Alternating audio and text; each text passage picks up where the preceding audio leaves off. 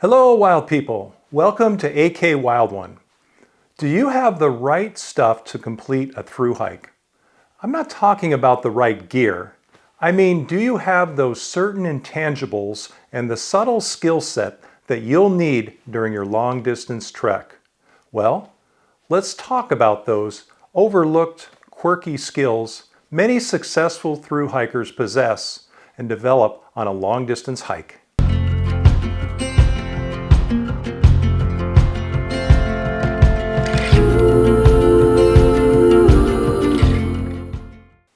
Thank you for tuning into this episode.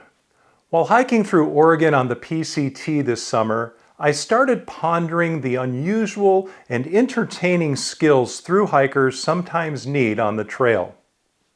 Most everyone agrees that a successful long-distance hiker should develop physical and mental endurance and complete a rigorous training program before hitting the trail.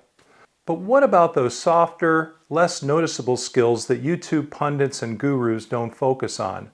So for example, through hikers are creative problem solvers when it comes to elementary hygiene. Imagine, for instance, when you get into town for a well-deserved zero and rent a motel room, and you have a pile of stinky clothes that almost walk off by themselves, and there's no washing machine in sight. The skills you learned in the high school economics class you were compelled to take offers no help. Well, don't sweat it. A true through hiker learns they have at least 3 options. Wash your clothes in the bathtub, the sink, or in your bear canister. Extra points for using the little mini shampoo bottles that come with the room as detergent. Through hikers also know how many manual rinses it takes to remove at least 50% of the grit and dirt from a pair of trail socks. 12, by the way. Through hikers also have solid negotiating skills. For example, when reserving a motel room in anticipation of a well-deserved zero, a savvy through hiker will ask the clerk the following question: what is the earliest time we can check in? That's because they want to maximize the amount of rest time they can achieve during their zero. A 4 p.m. check-in time is out of the question, and 2 p.m. is about normal.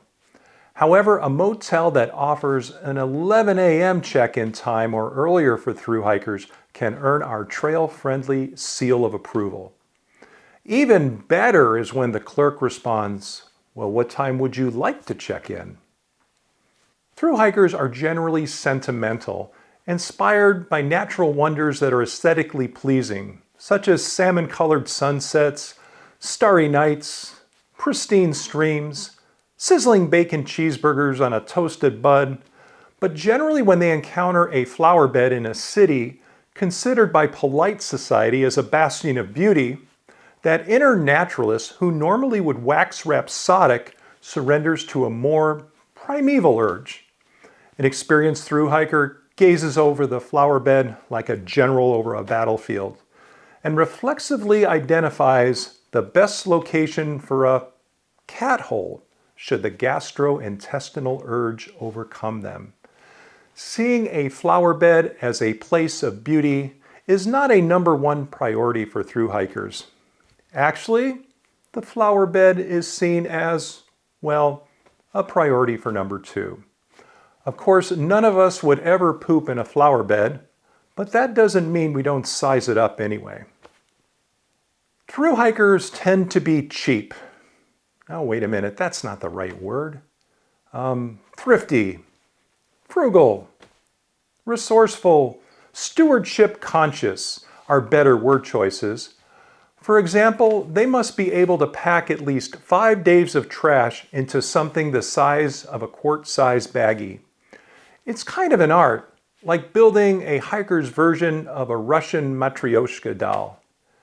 Did you know the average American produces about 4.5 pounds of trash a day? Being a human trash compactor is an essential skill in case you come across a trash can in a parking lot or a camping ground. It allows you to lighten your load, which is something through hikers obsess over. Thru-hikers, while often intense, can shift gears in an eye blink. They have this uncanny ability to sleep pretty much anywhere, even standing up if needed. They can sleep in ant beds, tangled roots next to a tree, along rivers, leaning against a spouse or a loved one. Even if they hear a giant commotion from a big furry outside their tent at night, they can still liberate their minds and fall asleep quietly, quicker than a bear with narcolepsy. If someone in a hiking party says they would like to hit the trail in 10 minutes, an experienced thru-hiker will consider that ample time to squeeze in a 7 to 9 minute nap with time to spare. Thru-hikers are awesome multitaskers, like jugglers in a circus. While walking, you need the skill of being able to access an energy bar from your pack, rip open the wrapper and consume it, and then stuff the wrapper back into your pack without breaking stride, even while crossing a snowfield. That choreographed practice is an art form, and it's difficult to simulate this skill in any other setting. Thru-hikers are also notoriously light travelers. At airports, they rarely check in luggage, unless it's their backpack for a long-distance hike. They carry one small bag on the plane, and that's usually enough for at least a week. If their clothes get dirty, well, I'm sure they'll find a bathtub somewhere. Or the truly industrious can clean his or her clothes in an airplane restroom sink. An experienced thru-hiker also seems to practice what I call peasant minimalist first aid. They deal with most trail injuries using two tools, Advil and leukotape. This past summer, Flash was able to use her long underwear to make a splint for a turned ankle. Most thru-hikers I know are not too big on carrying comprehensive first aid kits. An advanced first aid kit for a thru-hiker might include Advil, leukotape, maybe some Imodium, and a little gauze for good measure. Thru-hikers also have a sort of Don Quixote-like delusion. They are satisfied by the simple things.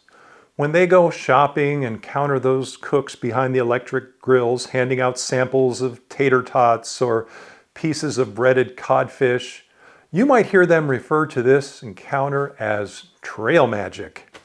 As a thru-hiker, you tend to get disproportionately ecstatic when free food is offered, especially if it's hot. Now, thru-hikers may or may not be spiritual people, but I swear a few things elicit as much reverence as the sight of a public pit toilet. The enthusiasm displayed by a thru-hiker spotting a pit toilet is similar to an ordinary American finding a big flat-screen television on sale for $199 during Black Friday. The pit toilet is to a thru-hiker what a Stradivarius is to a symphony musician. A pit toilet means you don't have to dig a cathole, and you can enjoy a little peace and relative comfort while fulfilling an essential duty. So, if the sight of a pit toilet moves you in a carnal, reptilian brain sort of way, then you have an additional quality of a thru-hiker. Thru-hikers generally don't believe in taking the easy way through anything.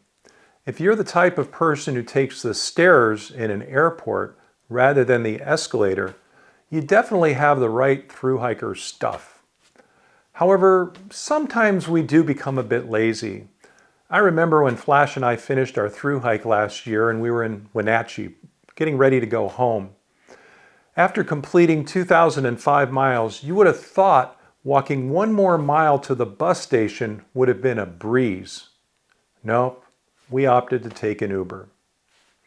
And finally, if you're at an outdoor party or event and during a conversation with someone who isn't an outdoor enthusiast, you find your attention drifting forlornly to the horizon, perhaps the mountains, or even the stars.